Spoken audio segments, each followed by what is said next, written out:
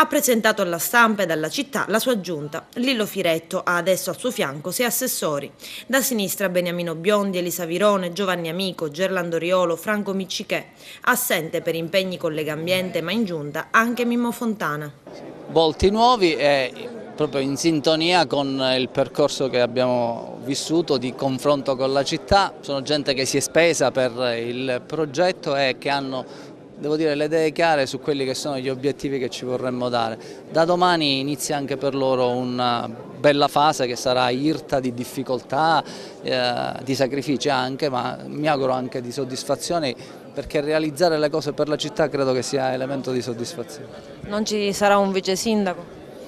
No, i vice sindaci saranno a rotazione, quindi avremo un vice sindaco rotante, perché penso che tutti e 6 sono nelle condizioni di poter sostituire il sindaco, sono bravi tutti, penso anche più bravi di me, e quindi avremo un vice sindaco a rotazione. Iniziamo per una questione di pari opportunità con l'unica donna che abbiamo in giunta. Sono Elisa Virone, sono un avvocato, per diversi anni ho esercitato la libera professione, adesso sono un funzionario della Ragioneria Generale dello Stato. Io sostanzialmente credo che la sfida sia quella di dimostrare che amministrare bene è possibile. Non ho mai fatto politica, tantissimi amici politici, ma solo amici.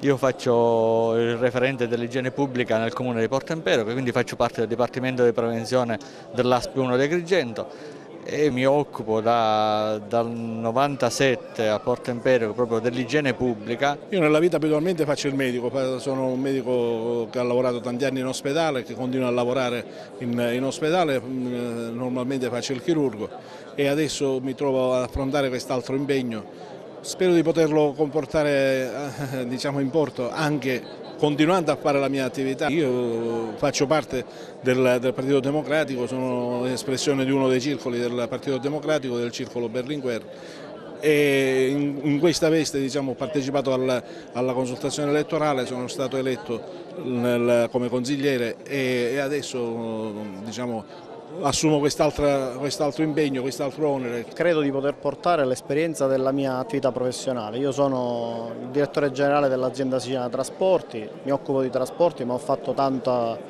controllo di gestione e amministrazione di società pubbliche. Io mi occupo di attività culturale essenzialmente in molti ambiti e settori, di cinema, teatro, eccetera, organizzazione di eventi culturali. Lei è anche stato eletto consigliere, rinuncia a questa opportunità?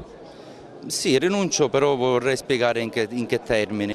Consiglio comunale e assessorato, bisogna dedicarsi bene soltanto ad un settore, sono certo ecco, che con l'assessorato potrò più che degnamente rappresentare non soltanto le persone che mi hanno votato ma l'intera città di Agrigento.